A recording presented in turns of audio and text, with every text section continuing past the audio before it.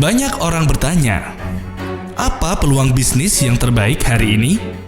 Informasi semakin mudah kita dapatkan seiring dengan era informasi saat ini.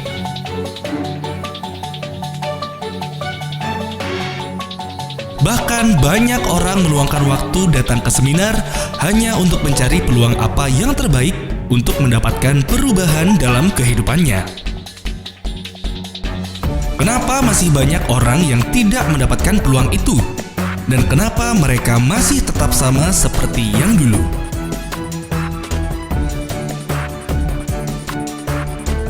Mari kita lihat bersama dari hukum sebab dan akibat yang terjadi hingga saat ini, sehingga kita bisa mendapatkan apa yang sebenarnya peluang terbaik dalam beberapa kurun waktu ke depan. Mari kita simak berikut ini. Sebelum tahun 60-an, Indonesia adalah negara agraris di mana sektor perekonomian bertumpu pada pertanian.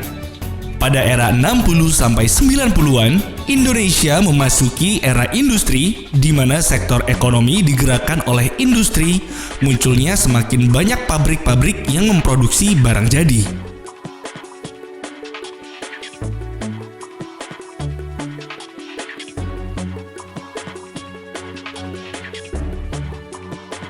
Dari tahun 90-an sampai 2015, di mana Indonesia sudah berada di era informasi.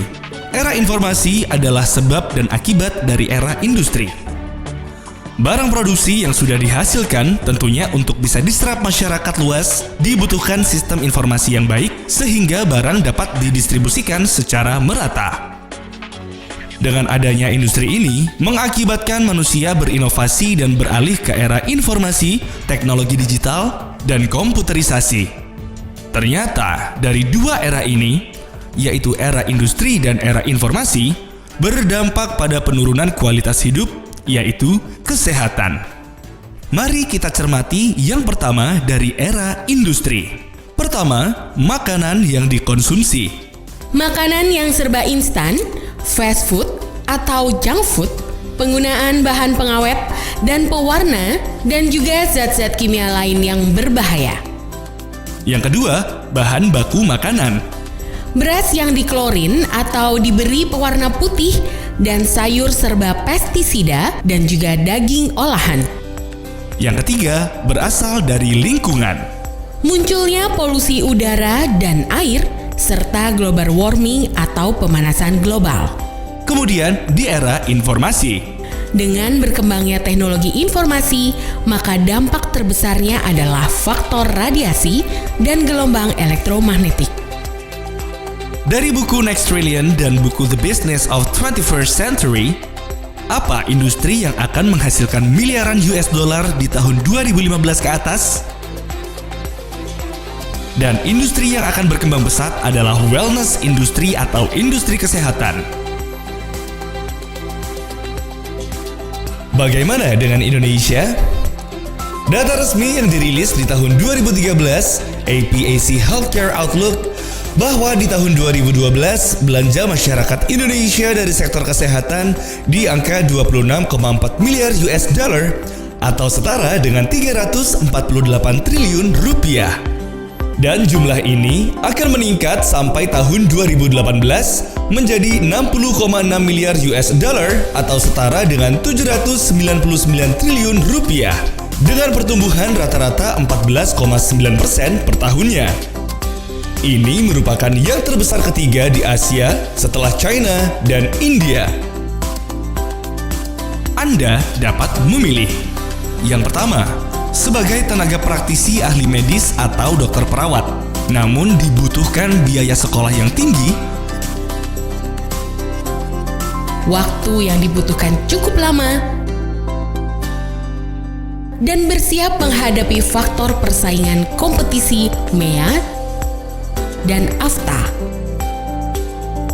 Yang kedua, sebagai retailer, membuka usaha retail di dunia kesehatan, namun membutuhkan modal investasi yang besar, stok produk, regulasi kesehatan yang tidak stabil. Yang ketiga, menjadi distributor. Berapa modalnya? Bagaimana jaringan networknya? dibutuhkan keahlian khusus, faktor perizinan dan perpajakan. Atau yang keempat, Independent Distributor Network Marketing. Tidak dibutuhkan modal besar dan sudah tersedia sistem yang lengkap untuk kantor pelayanan, stok barang, administrasi, pembayaran, sumber daya manusia, dan ditunjang dengan pendidikan yang terstruktur. Hal-hal penting yang harus dicermati adalah mereka yang membangun usaha sesuai era yang ada. Hari ini mereka masuk dalam jajaran orang-orang terkaya saat ini. Pada era industri, Indofood, Unilever. Pada era informasi, Kaskus, Detik.com.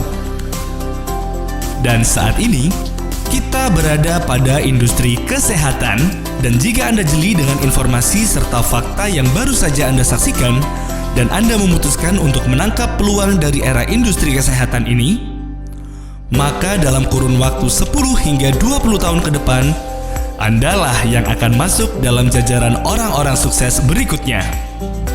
Kenapa industri kesehatan akan berkembang semakin pesat dan tidak bisa dihentikan? Karena Indonesia memasuki bonus demografi, yaitu kondisi di mana jumlah penduduk usia produktif lebih tinggi dibandingkan dengan yang non-produktif.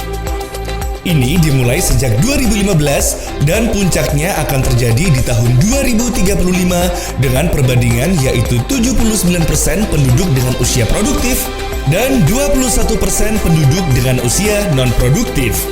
Golongan kelas menengah, usia produktif akan bertambah banyak. Mereka memiliki kemampuan secara ekonomi, sehingga yang diinginkan oleh mereka untuk hidup lebih sehat dan awet muda. Tetapi, kenapa masih banyak orang yang belum menyadari perubahan itu? Berita baiknya, bisnis ini telah berkembang sangat pesat dan telah memiliki lebih dari 160 kantor cabang yang tersebar di seluruh Indonesia. Usaha idaman, modal minimal, di era industri yang tepat dengan potensi penghasilan yang besar. Tahun 2015 ke atas, wellness industri akan sangat berkembang. Sudahkah Anda menjadi bagian yang ada di dalamnya?